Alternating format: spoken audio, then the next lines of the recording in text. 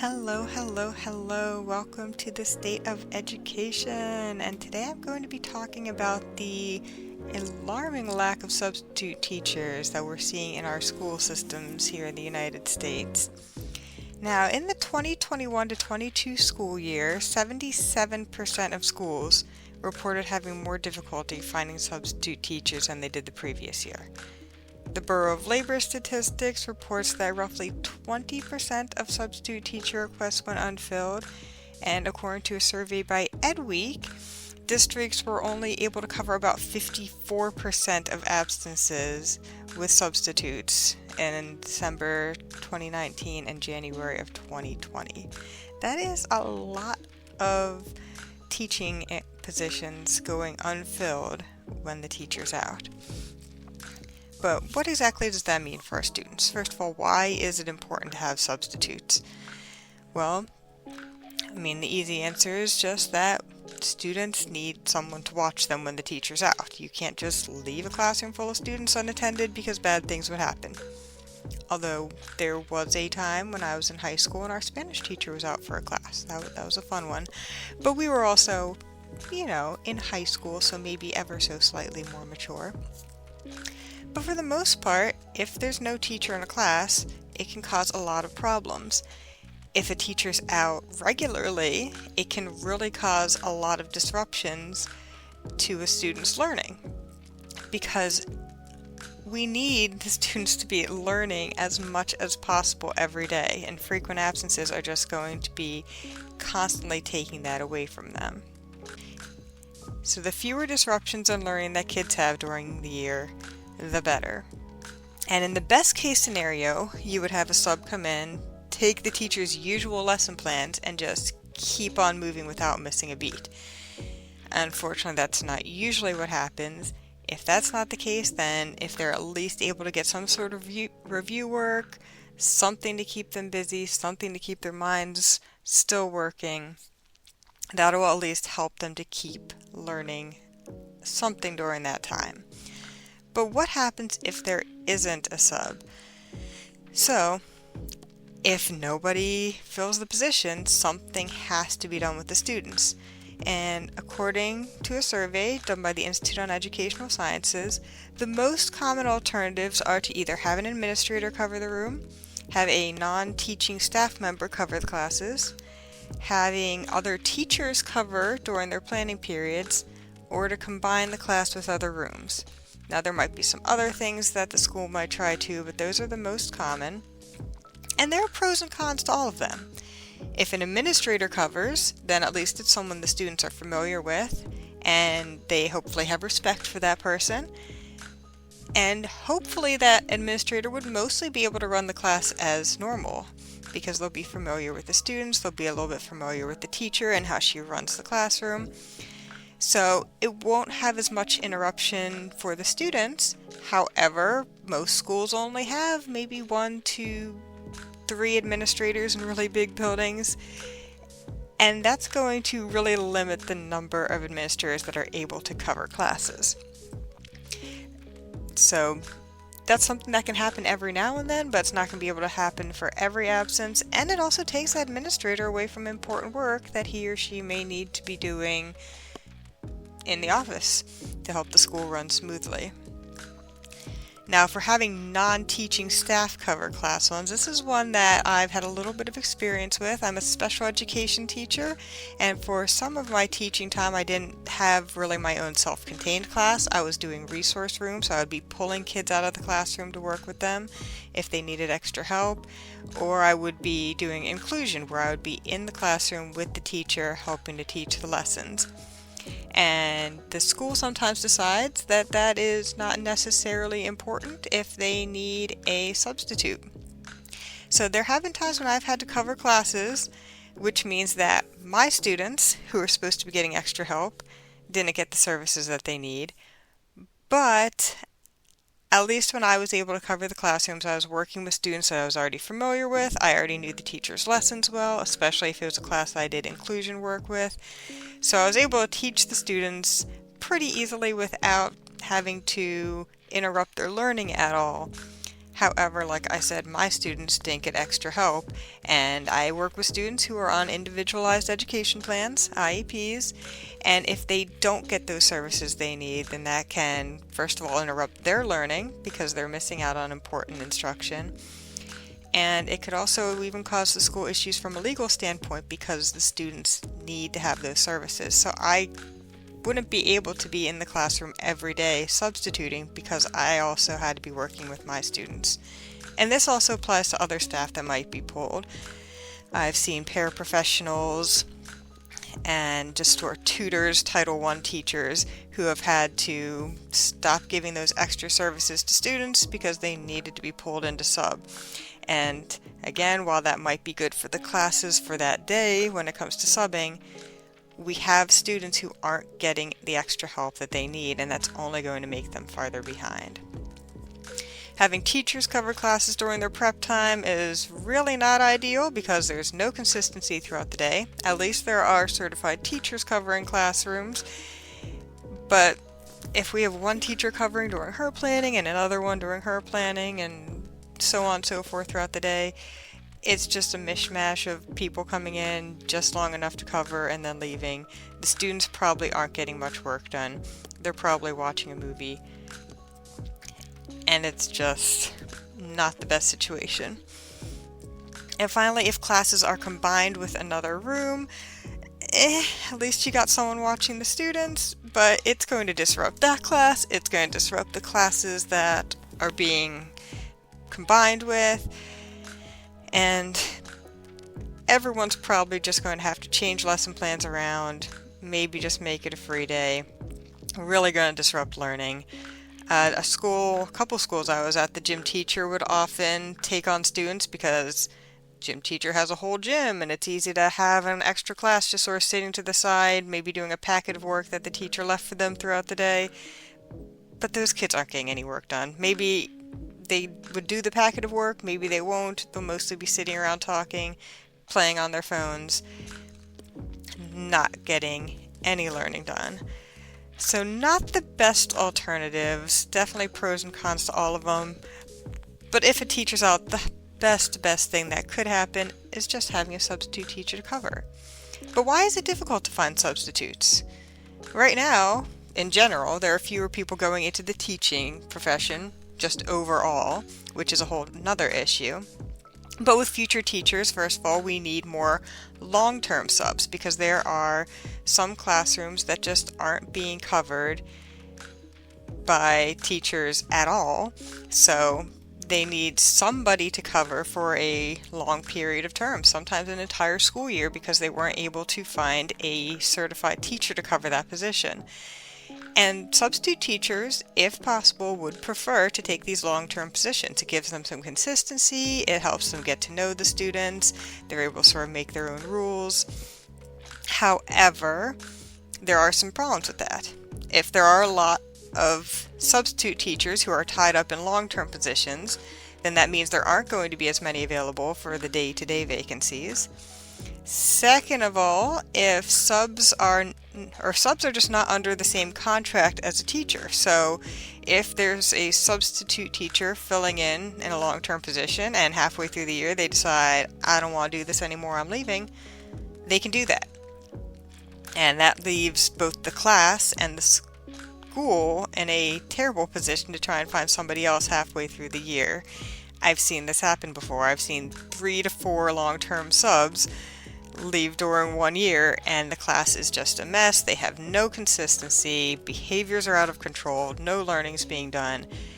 Not the best situation.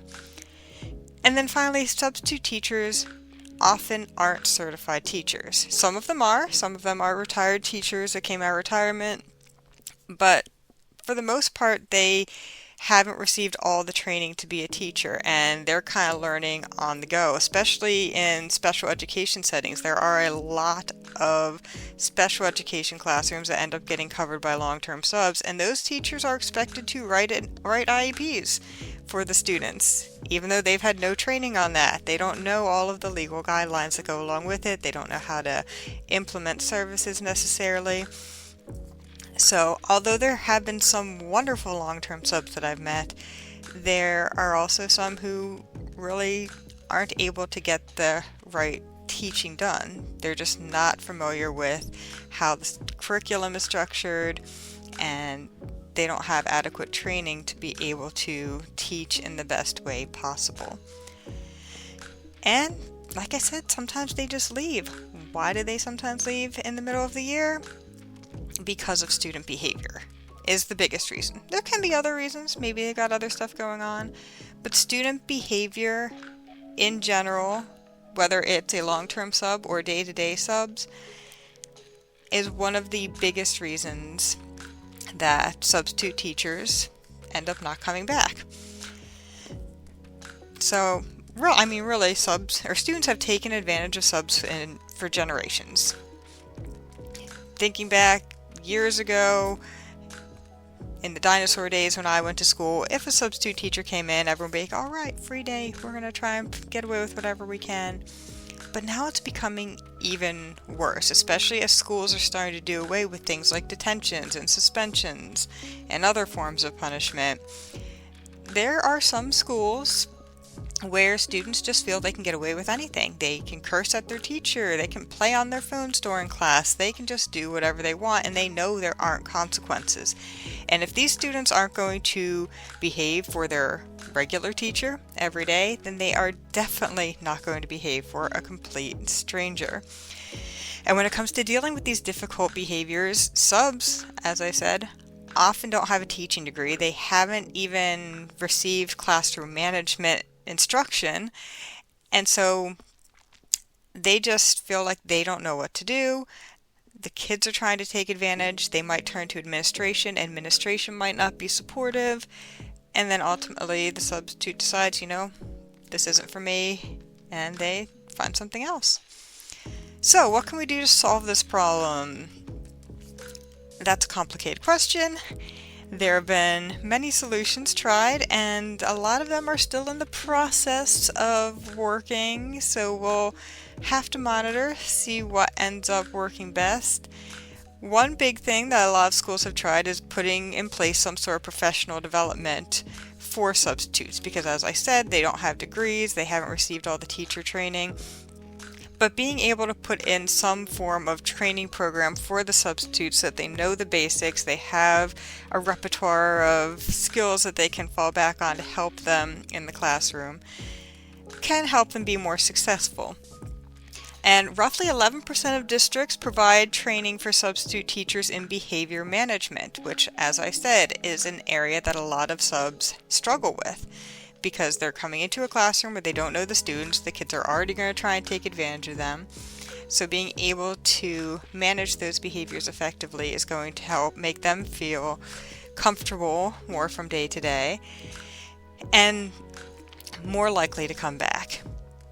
Financial incentives have also been tried. So this is a tricky one because a study at the National Bureau of Economic Research that did a study in South Chicago schools found that financial incentives, meaning extra money, can help to attract teachers, substitute teachers, to schools where they didn't usually have a lot of substitutes filling in. But they estimated that the daily incentive would be about $80. Right now, the average sub pay per day is $97. So that would be almost doubling. For this study in particular, it was about a 50% increase. And then when administrators were questioned by Ed Week, they estimated that an average pay increase of about 26% would be needed to attract more subs. Right now, it is a job that requires a bachelor's degree, typically.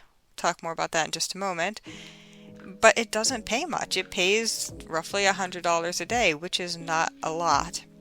So that's both keeping substitute teachers away and making it so that they might want to find other work, something that's better paying.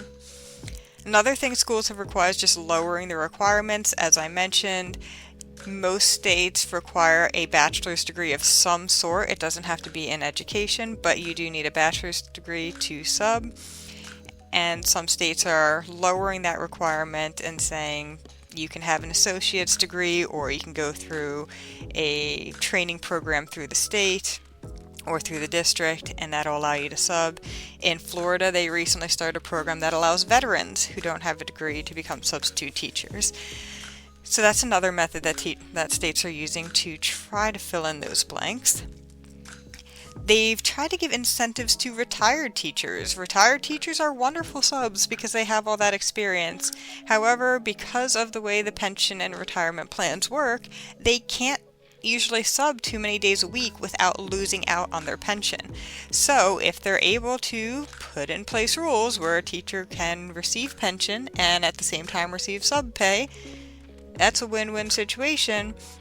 And there are some states that have sort of allowed retired teachers to double dip in order to get those teachers in the classroom and covering as subs. And some schools have partnered with universities, which I think is a wonderful idea. Having gone through the teacher training program myself, especially in your senior year of college, you are essentially working full-time as a teacher, but you're not being paid. In fact, you are paying to go to school to be a full-time teacher. It makes it hard to keep up with all your classes and also hold down a second job if you actually do need to be working to pay for school.